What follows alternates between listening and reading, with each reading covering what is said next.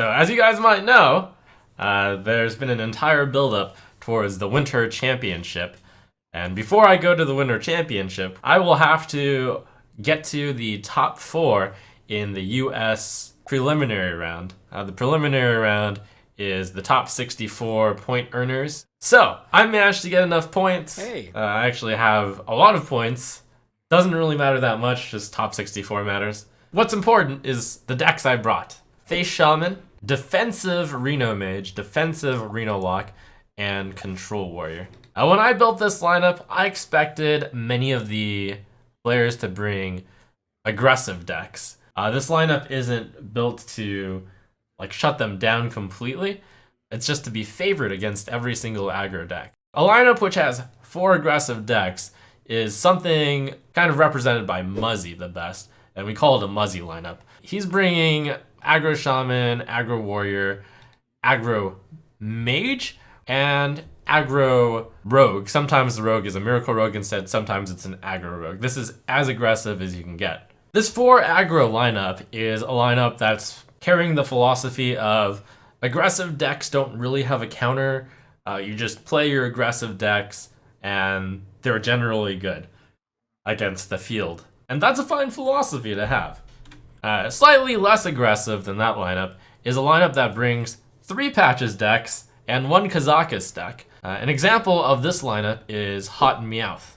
This is actually probably the most pure form of 4 best decks because by bringing a Kazakus as your 4th deck, it's generally accepted that the Kazakus deck, the Reno deck, is better than Tempo Mage. Generally accepted. And such a lineup is probably one of the most expected lineups to bring in the tournament because it is bringing what people think are the 4 best decks. All these decks generally have good matchups against everything, generally. The third type of lineup one can bring is someone that brings 2 and 2. This is also a kind of 4 best deck mentality. They can bring 2 Patches decks and 2 Reno decks. This lineup is what won the Europe Championship, and Firebat amusingly submitted the same exact lists. This is the only player to have so blatantly ripped off a deck list lineup. Firebat's just like, alright, this is what worked. Why am I going to mess with perfection? Perfect.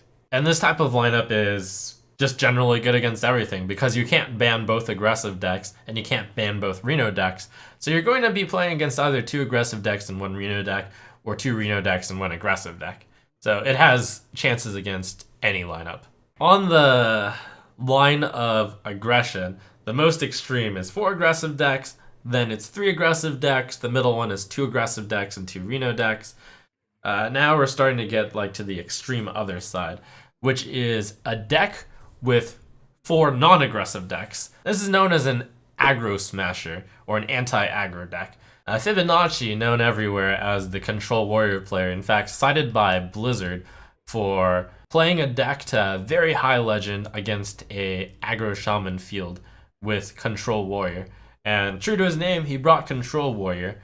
And along with Control Warrior, he brought an anti-aggro Jade Shaman featuring 2 healing waves. He brought an anti-aggro Reno Mage featuring Ice Barrier, Freshman Vendor, Harrison Jones, cards like those. And he brought an anti-aggro Reno Lock with Harrison Jones. He even went to the extreme of Bloodsail Corsair plus Patches the Pirate. So you can imagine how good that Reno Lock deck is against aggressive decks since it has 3 types of weapon destruction. A lineup like that aims to defeat handily aggro decks. The final type of lineup you can bring, and generally all decks will fit into one of these 5, is an anti-aggro deck. This is the type of deck that has absolutely no aggression to it and only has really huge threats and generally is Jade focused. And an example of someone who brought that is Dog.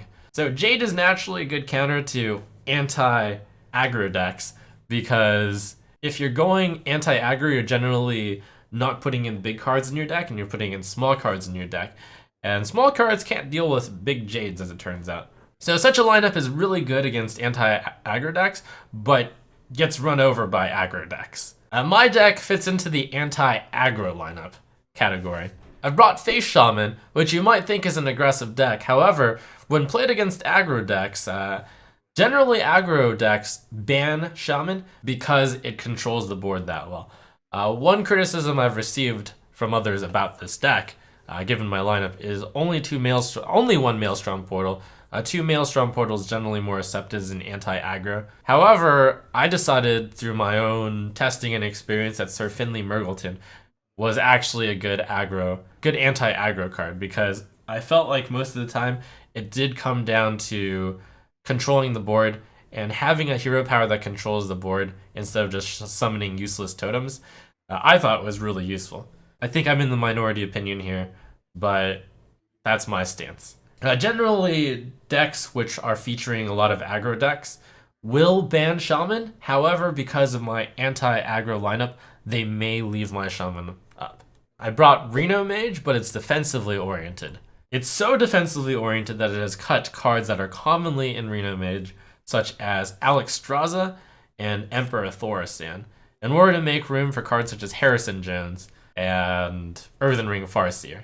I find it fascinating, Reno Mage, because there's kind of three different Reno Mage types of decks you can bring.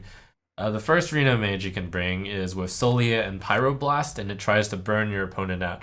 It's kind of like a freeze mage in that regard. The second type you can bring is like a value Reno Mage, which has Alexstrasza, which is Emperor Thaurissan, you're playing for the long game. And then the third type of deck you can bring is like a value mage light, where you're still trying to get value, and I still have the Manic Soulcaster in the deck, but you have less value in your deck, and you're just trying to stay alive against aggro, so Mistress of Mixtures. And such subtle differences in cards turn the matchup from slightly favored against aggro to more favored against aggro. I'm not going to say extremely favored against aggro, but decently favored. Similarly, for Reno Lock, there's kind of three different Reno Lock builds you can make. One features the combo of Faceless Manipulator, Leroy Jenkins, and Power Overwhelming, of which you need to discount one of them with Emperor Thaurissan. The second is, it doesn't run the combo, and it's kind of value Reno Lock, which does probably run Thaurissan, as well as some other cards that can have value, such as Ragnaros or Sylvanas. And then the third type, which is the type that I brought, is a very defensively oriented Reno Lock, featuring cards such as Corruption, and Soulfire, and Voidwalker. These cards make up the identity of a defensive Reno Lock versus a value lock.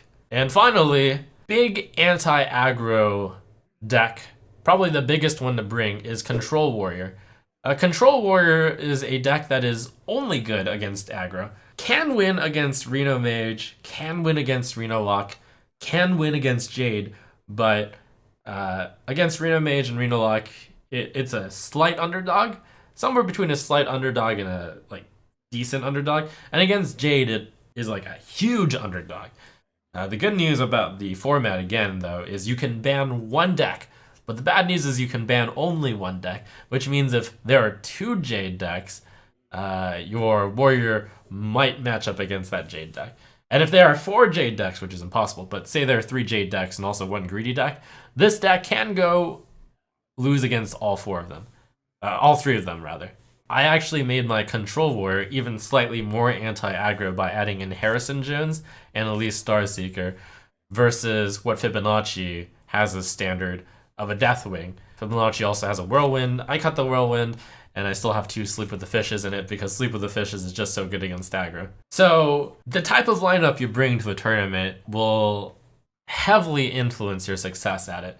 Of course, though, just the deck types aren't the only reason why one player would win or lose. It also has to do a lot with play skill and, to some extent, luck during the tournament. I prepared a lot for the tournament, and in terms of deck list preparation, I believe I've come up with something pretty good. And how does it match up? Here's the statistics of decks that are going to show up at the tournament.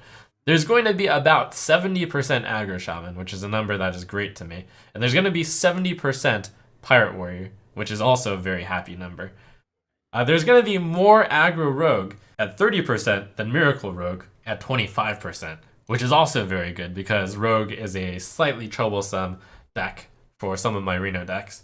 And there's also 30% tempo mage, which is like an astoundingly high number. So if we add up all the percentages of aggressive decks, that adds up to about 200%. You know, there's 400% of decks because everyone brings 4 decks. So roughly 2 out of 4 decks are aggressive, which means I can ban 1 deck, so I can just have favorable matchups against both the aggressive decks. I'm not going to win 100% of the time against aggressive decks, but the goal of the lineup is to beat aggressive decks, and it can win against control decks. It has a slightly lower chance. Like, I feel like a lot of people who do these types of lineup reviews miss out on the fact that, yes, my mage deck is more defensively oriented, but I feel like if I line up my mage deck against a mage mirror, it's still at worst like a 40% to win. Just because I switch 5 cards from value to defensively oriented doesn't mean I'm going to lose all the time. So I'm very happy with this lineup. We'll see how it performs.